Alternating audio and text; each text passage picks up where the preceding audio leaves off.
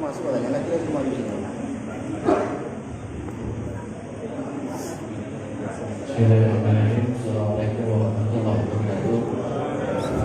Disampaikan dulu, mungkin bisa masuk ke dalam 3 pertanyaan lagi pada jemaah laki-laki mohon agak. Assalamualaikum warahmatullahi wabarakatuh.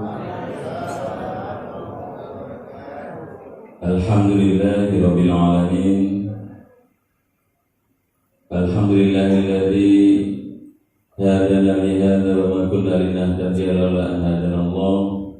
Asyhadu an la ilaha illallah wahdahu la syarika lah wa asyhadu anna Muhammadan abduhu wa rasuluhu la nabiyya ba'dah. Allahumma shalli wa sallim ala nabiyyina Muhammadin wa ala alihi wa sahbihi ajma'in wa ba'du. Yang terhormat dan sama-sama kita hormati dan kita ta'zimi guru kita Kiai Syekh Muhammad Syauqi MZ, putra Kiai Haji Jamiluddin MZ almarhum.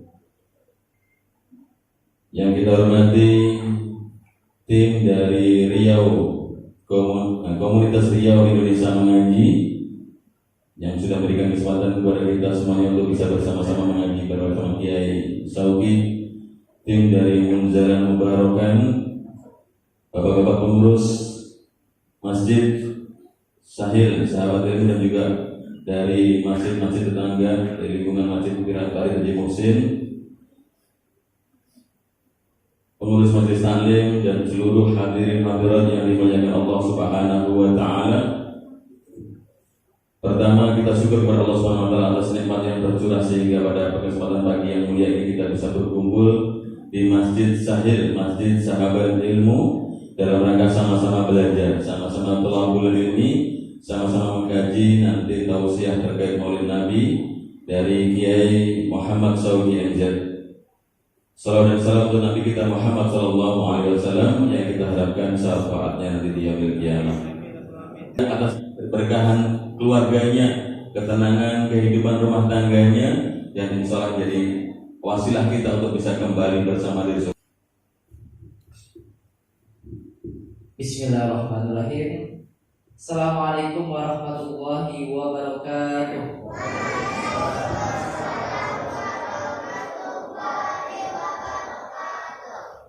Alhamdulillahirabbil alamin.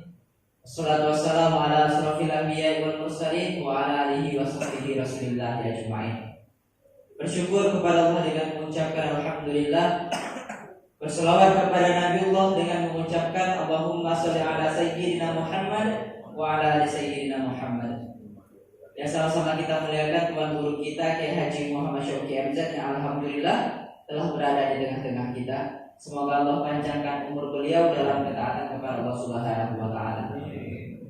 Ya, sama-sama kita muliakan.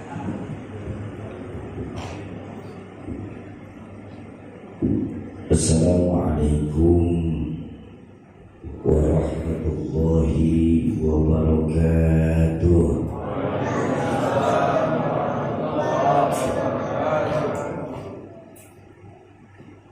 Alhamdulillahilladzi anzala al-Qur'an hudan lin-nasi wa bayyinatin minal huda wal furqan. Wassalatu wassalamu ala ashrafil anam Sayyidina wa maulana Muhammadin wa ala alihi wa ashabihi al-kiram, amma ba'du.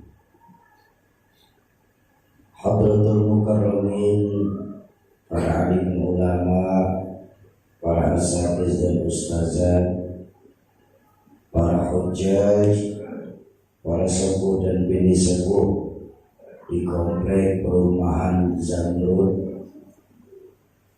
wabil khusus Ketua Masjid Sahabat Ilmu Al-Mukarram Ustaz Ihsanuddin, Imam Rawatib Masjid Sahabat Ilmu Al-Mukarram Ustadz Safri, Ustadz Khairuddin, Sohibul Wasilah, kedatangan kami ke Masjid Sahabat Ilmu Al-Mukarram Buya Nur Hasan yang kebetulan pagi hari ini ada keperluan lain. Mudah-mudahan Allah berkatkan iman dan Islamnya dalam rangka menghidupkan Masjid Sahabat Ilmu ini. Amin ya rabbal alamin. Menyertai kita. Pertama, keberkahan dari sholat subuh berjamaah. Yang kedua, duduknya kita di majelis ilmu. Dan yang ketiga, memperingati peringatan Maulid Baginda Rasulullah SAW. Pada kesempatan pagi hari ini, kedatangan kami bersama dari komunitas Riau Indonesia Mengaji mempunyai visi untuk mengumpulkan para muwaqif Al-Quran. Yang visi kami adalah untuk mencetak 1 juta mushaf Al-Quran yang akan dibagikan di setiap provinsi yang ada di Indonesia. Kenapa hal ini kami lakukan? Karena memang benar dari kata abang saya Bang Henry bahwa memang Indonesia saat ini sedang darurat Al-Quran. Kok bisa? Karena menurut guru saya Mukarram Kiai Haji Syarif Rahmat, beliau salah seorang pengajar di PTIQ Jakarta, Perguruan Tinggi Ilmu Quran, yang alhamdulillah santri beliau ini sudah tersebar dari Aceh sampai ke Papua. Satu hari beliau bikin semacam penelitian tentang kehidupan Al-Quran di Indonesia. Hasil yang beliau dapat adalah dari 100% penduduk Islam di Indonesia, ternyata tidak lebih dari 52% saja yang bisa membaca Al-Quran. Artinya masih lebih dari 40% saudara-saudara kita di luar sana buta huruf secara hijaiyah. Dari 52% yang bisa membaca Al-Quran saja, ternyata tidak lebih dari 30% saja penduduk Islam di Indonesia yang mampu dan bisa membaca Al-Quran secara tartil. Kok begitu Soki? Karena kita sebenarnya diperintahkan dalam Al-Quran warattilil Qur'ana tartila. Baca Al-Quran secara tartil. Artinya tartil apa? Tepat tajwidnya, fasih makhrajul hurufnya. Kok begitu Soki? Kita harus membaca Al-Quran secara tartil karena bahasa Arab beda dengan bahasa-bahasa negara lain. Dalam bahasa Arab, kita salah pengucapan saja bisa mengakibatkan salah arti. Contoh, silakan. Nama saya yang diberikan oleh orang tua saya adalah Syauqi, menggunakan huruf shin yang mempunyai arti kerinduan. Tapi ketika ada orang yang memanggil saya dengan sebutan Sauki menggunakan sin, maka berubah arti menjadi pasar. Jadi pasar nama saya, rame saya. Pun ketika ada orang yang memanggil saya dengan nama Sauki menggunakan huruf fa, itu lebih prihatin lagi artinya. Apa? Duri. Itu baru satu mufrad dan satu kosakata dari bahasa Arab. Apalagi kalau dalam Al-Quran kita ini salah membaca, bisa mengakibatkan salah arti. Kayak asyhadu sama asadu itu jauh berbeda, Pak. Kalau asyhadu saya bersaksi, tapi kalau asadu singa namanya. Tapi yang terjadi tidak lebih dari 30% saja yang mampu membaca Al-Quran secara tartil. Nah, dari 30% penduduk Islam di Indonesia yang bisa membaca Al-Quran secara tartil, ternyata kata beliau mengecil lagi hingga hanya 14% saja penduduk Islam di Indonesia yang bisa menerjemahkan Al-Quran secara keilmuan, baik ilmu tafsir maupun ilmu hadis ataupun ilmu alat. Buat orang yang pernah mengecam di pondok pesantren, tentu mafhum bahwa dalam ilmu alat sendiri sudah terdiri dari beberapa cabang ilmu lagi. Di antaranya ada nahwu, shorof, mantik, bayan, dan balaghah. Kok begitu, Sogi? Kita kalau mendalami ilmu Al-Quran itu harus pakai ilmu. Bukankah sekarang ada terjemahan? Saya khawatir Bapak Ibu, ketika kita mendalami Al-Quran hanya sebatas belajar dari terjemahan Al-Quran saja, saya khawatir nanti bisa terjadi yang dalam bahasa hadis dolu fadlu, sesat bahkan bisa menyesatkan. Contoh, kalau kita cuma mendalami Al-Quran secara terjemahan, ada ayat Al-Quran di mana Allah berfirman, Innal ladzina amanu wal ladzina hadu wan nasara was-sabiina mimman amana billah man amana billahi wal yawmil akhir wa amila salihan falahum ajruhum 'inda rabbihim wala khaufun 'alaihim wala hum yahzanun. Kalau berdasarkan terjemahan, sesungguhnya orang-orang yang beriman, baik orang Yahudi atau orang-orang Sabiin, siapa saja di antara mereka yang beriman kepada Allah dan hari akhir serta melakukan kebaikan, mereka mendapatkan pahala dari Tuhannya. Tidak ada rasa takut pada mereka dan mereka tidak pernah bersedih hati.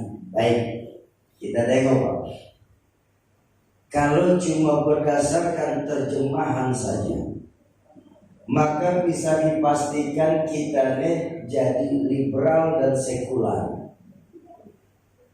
Kenapa? Karena nggak perlu menjadi agama Islam,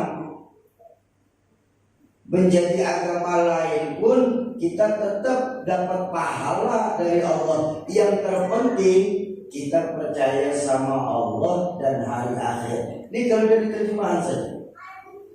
Kontras dengan ayat selanjutnya dalam Al-Quran, wa may yabtaghi ghairal islami dinan fala yuqbal minhu wa huwa fil akhirati minal khasirin.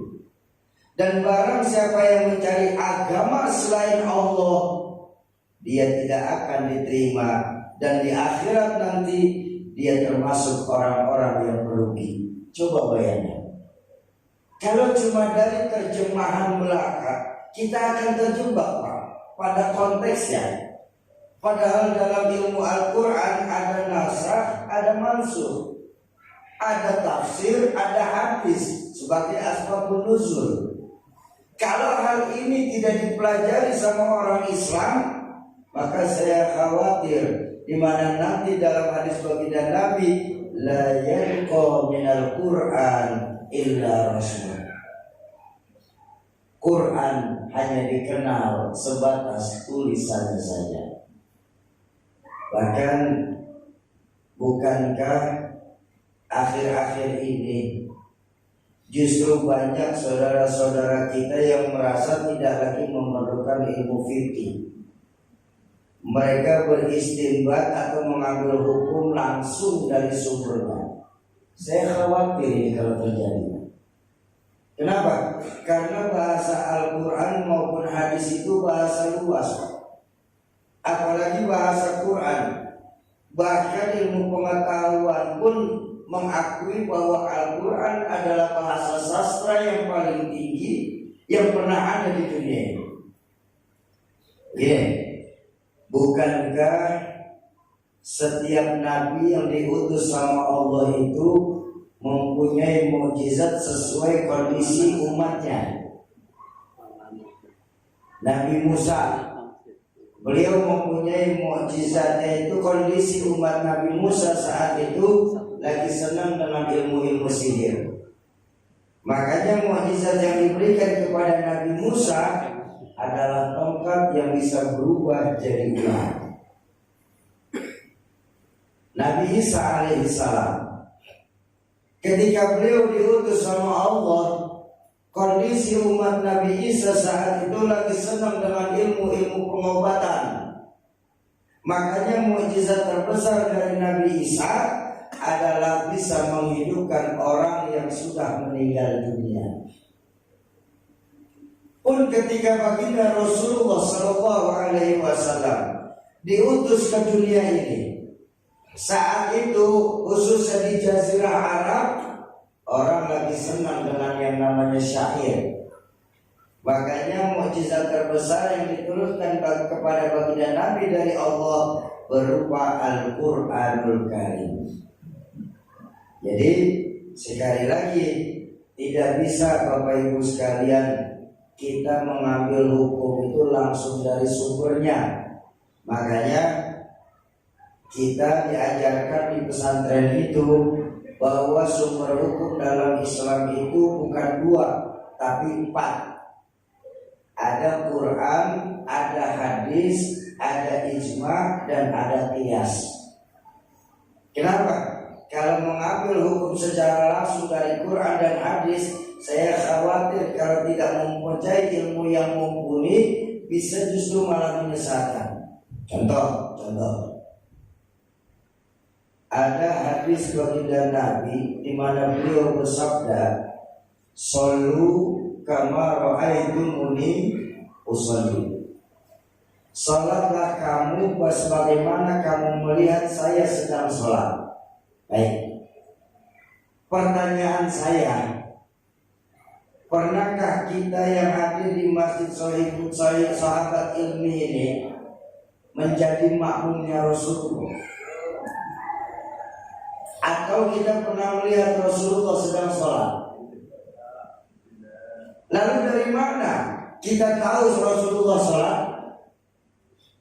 Apakah dengan PD-nya kita mengambil hukum langsung dari hadis? Ini loh bahayanya kita.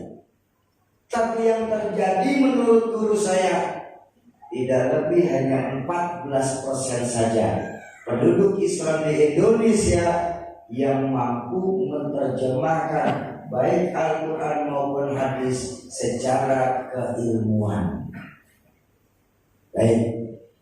Dari 14% tersebut masih mengerucut lagi. Dan ini yang paling memprihatinkan. Apa? Dari 14% penduduk Islam di Indonesia yang bisa menerjemahkan Al-Quran lewat ilmu, ternyata Bapak Ibu sekalian, tidak lebih hanya 4% saja penduduk Islam di Indonesia yang mampu dan mau mengamalkan isi kandungan Al-Quran.